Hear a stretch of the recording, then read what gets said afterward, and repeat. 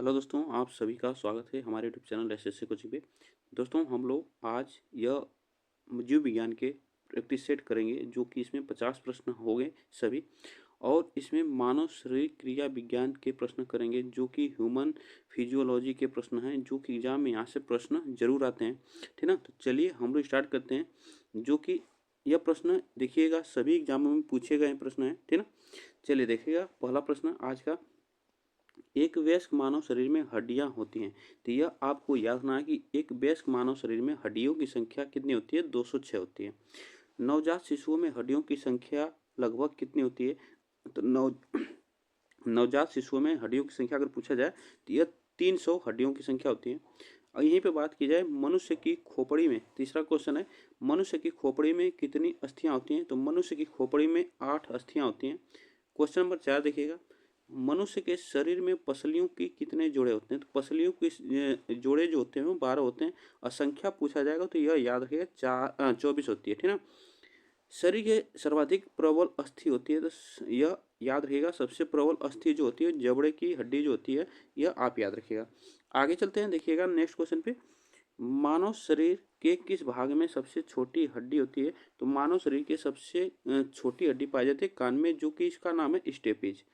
मानव शरीर की सबसे लंबी हड्डी कौन सी होती है? तो वह फीमर होती है। इसको याद है, यह जांग में पाई जाती है। निम्नलिखित में से कौन मानव के पैर की हड्डी नहीं है? तो जो ह्यूमरस है यह मानव के पैर की हड्डी नहीं है। टिबिया, फीमर और फिबुला जो है मानव पैर की हड्डी होती है। ह्यूमरस अस्थि कहाँ पाई जाती है? तो यह याद है ऊपरी भुजा में। ठीक ना, ऊपरी भुजा में यह पाई जाती है, इसको याद रखिएगा। आगे चलते हैं, मानव शरीर में सबसे बड़ी हड्डी कौन सी होती है? तो मानव शरीर में सबसे बड़ी जो हड्डी होती है वह जांग की हड्डी होती है, जो फीमर है, इसका नाम फीमर है। आगे चलते हैं, देखिएगा टीबिया नामक हड्डी किस में पाई जाती है? तो ये भी कहाँ पाई जाती है? टांग में पाई जाती है। ठीक ना, टांग में पाई जाती है। आगे चलते हैं, देखिएगा नेक्स्ट क्वेश्चन पे। देखिएगा मानव शरीर के किस अंग की हड्डी सबसे लंबी होती है? तो यह याद रखें, जांग की हड्डी सबसे लंबी होती है। ठीक ना। आगे चलते हैं, देखिएगा नेक्स्ट क्वेश्चन पे।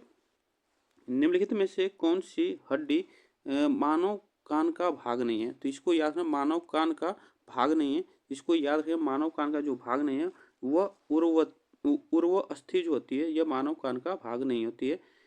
वृद्धावस्था में मनुष्य, याद रखिए, वृद्धावस्था में मनुष्य की हड्डियां क्यों कमजोर हो जाती हैं? तो वृद्धावस्था में जो होती है कैल्शियम की कमी हो जाती है, इसलिए हड्डियां कमजोर हो जाती है। आगे चलते हैं, देखिएगा अस्थि में कौन सा लवण सर्वाधिक मात्रा में होता है? अस्थि में कौन सा लवण सर्वाधिक मात्रा में होता है? तो इसको याद है, कैल्शियम फास्फेट। ठीक ना, कैल्शियम फास्फेट जो होता है सर्वाधिक मात्रा में होता है अस्थि में।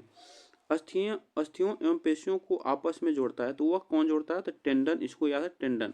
ठीक ना। आगे चलते हैं, देखिएगा नेक्स्ट क्वेश्चन पे। मनुष्य के जीवन काल में कितने दांत 2 बार विकसित होते हैं? तो यह याद रखिए, मानव के जीवन काल में 20 दांत जो होते हैं वह 2 बार विकसित होते हैं। नेक्स्ट क्वेश्चन पे देखिएगा, मानव शरीर में पाचन का अधिकांश भाग किस अंग में संपन्न होता है? तो वह छोटी आंत में संपन्न होता है। यहीं से प्रश्न पूछा जाता है कि यहाँ पे देखिए, आगे ही क्वेश्चन आ जाएगा।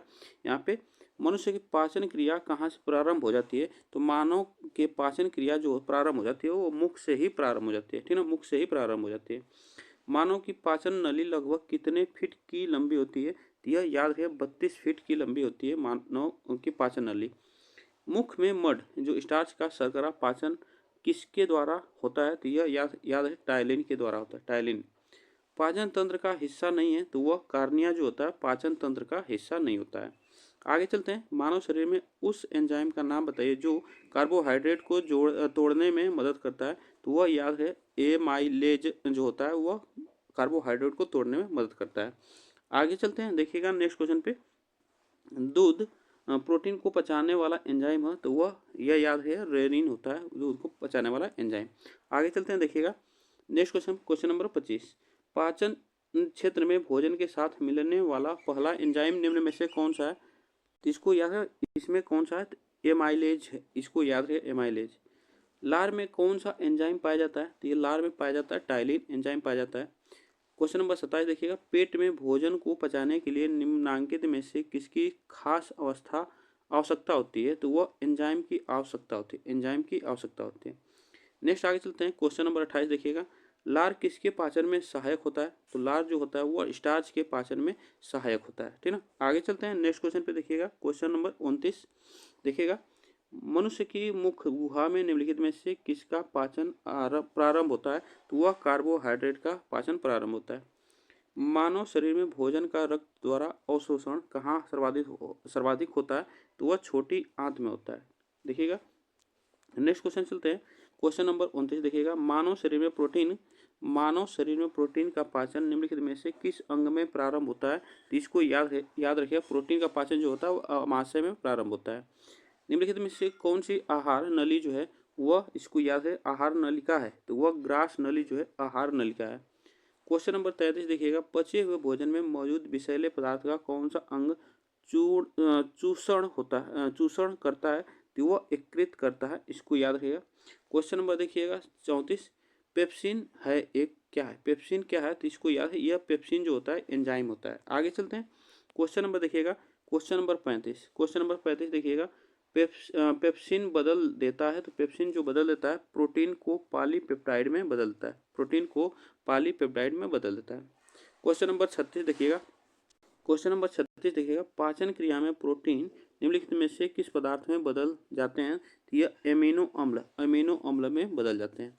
देखिएगा, नेक्स्ट क्वेश्चन पे चलते हैं। क्वेश्चन नंबर 37 देखिएगा, निम्नलिखित में से वह अंग कौन सा है जो मानव शरीर में ग्लाइकोजन के रूप में कार्बोहाइड्रेट को जमा करता है? तो यह आपको बताना है, इसमें याद है यकृत करता है ना, यकृत करता है, इसमें ऑप्शन सही होगा यकृत, ठीक है ना। चलेगा, आगे चलते हैं नेक्स्ट क्वेश्चन पे। क्वेश्चन नंबर देखिएगा 38, पित्त निम्न में से किसके द्वारा पैदा किया जाता है? तो यह याद है यकृत के द्वारा पैदा होता है पित्त, ठीक ना। आगे चलते हैं। देखिएगा, पित्त जो बाइल्स जमा होता है वह कहाँ पे जमा होता है? तो यह पित्ताशय में जमा होता है। कहाँ पे? पित्ताशय में जमा होता है।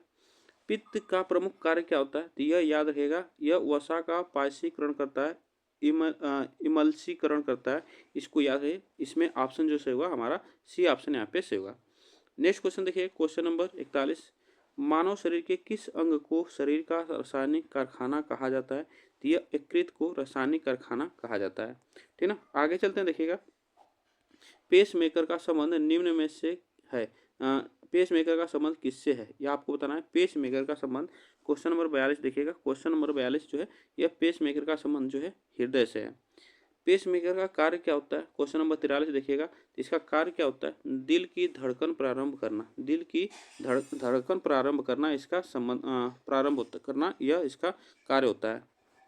चलिएगा, आगे चलते हैं। नेक्स्ट क्वेश्चन पे देखिएगा, गति प्रेरक किससे संबंधित है? गति प्रेरक किससे संबंधित है, यह आपको बताना है। तो गति प्रेरक, यह आपको याद रखना है, गति प्रेरक जो संबंधित है वह हृदय से संबंधित है।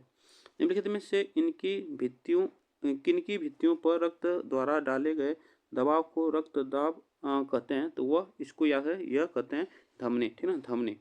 सोते समय रक्तदाब में क्या परिवर्तन होता है? तो वह क्या होता है? घट जाता है। सोते समय जो रक्तदाब होता है वो घट जाता है।